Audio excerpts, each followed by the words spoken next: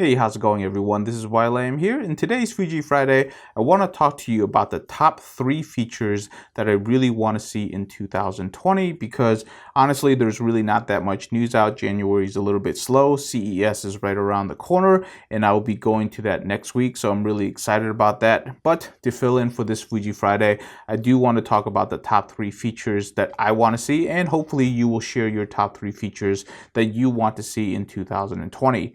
Number 1 on my list is I actually want another camera body that has built-in IBIS. We already know the XH1 is getting long in the tooth. It's already been discontinued. It's getting a little bit hard to find in the new market. You really want to get those in the used market. And a lot of times you can't get the battery grip bundled with it, so you have to pay a little bit more. It's not really a good time to actually buy an XH1 right now, but give it a little time. They will go down in price, but it is still a really good workhorse camera, but we do need a replacement of a camera body that has built-in IBIS because it's really super useful for anybody who likes to use prime lenses. There's only one prime lens in the Fuji lineup, which is the 80mm that has built-in OIS. The rest of them do not. So that's a little bit limiting in terms of your shutter speeds and how low you can go in your shutter speeds. And a lot of people don't know that. I actually help a lot of people out with their shutter speeds when they're actually using prime lenses, because the camera a lot of the times in low light will go too low, and you really need to set that minimum shutter to at least 1/60 of a second to get some sharp images in low light. That's one of the biggest problems that I kind of saw with new people coming into the Fuji lineup. So having a camera body with built-in IBIS is definitely something that I would recommend. It's really not a technology that you need, but when you have it, it really does expand your margin for error, and it just helps you out. It's a very useful technology, and a lot of camera systems has it, and Fujifilms really can't fall behind in that particular technology. They really need to continue to expand it, shrink it down, make it smaller and better so that they can fit it into smaller cameras, because they're apt to make smaller cameras. That's what they like to do.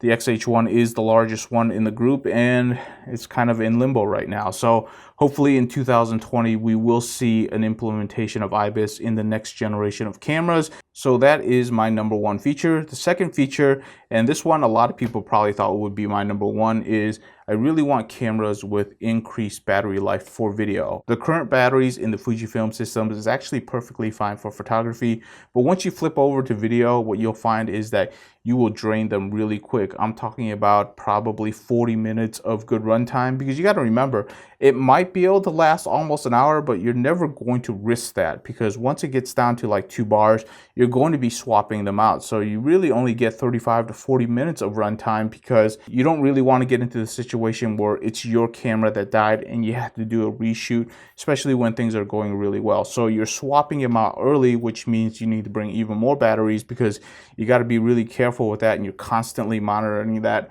along with a whole bunch of other things. It just becomes a really huge hassle. Now, there is a current workaround for that, in which you use a USB battery pack, which is actually a pretty good workaround, but it does add a lot more bulk, and you have another battery that you're going to have to keep track of and make sure it's charged. And because of cable management, it's very easy to snag those, so you have to be really careful. You really need to have a camera rig system together in order to really properly use a battery pack, which adds a lot more bulk to a camera system. Although if you see my cameras, they've already rigged up to kind of use those battery packs. So for me, it's not that big of a deal, but it does take a while to kind of get used to. And I just would love to have a bigger battery pack at this point.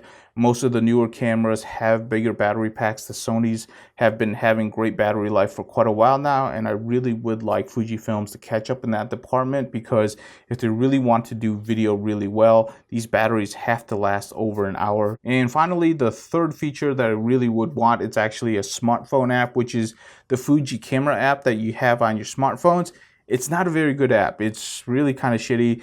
I get plenty of comments and emails saying, how do I get this work with my smartphone? And a lot of times I tell them is like, if you're not going to get it working, you're probably not going to get it working. There's so many different cell phone brands, so many different OSs. I really can't help people out.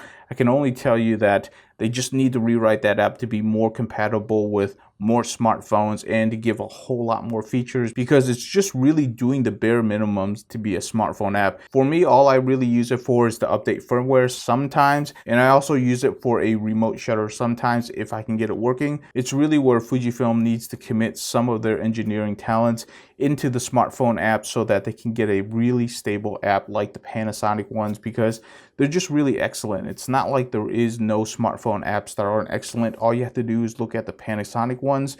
They're just excellent across the board. So many great features in there. They really need to copy that, get it into their camera system, and it would resolve a lot of issues being able to operate the camera remotely. We just seen a firmware update where it's going to allow for compatibility with gimbals and drones, but we don't have a smartphone app to go along with that. So that's really an area where they're really lagging behind in terms of camera technology, which is to have a really good smartphone app to go with their camera system. So hopefully in 2020 they start thinking about rewriting that, because the current implementation, they really just need to scrap that and just start over.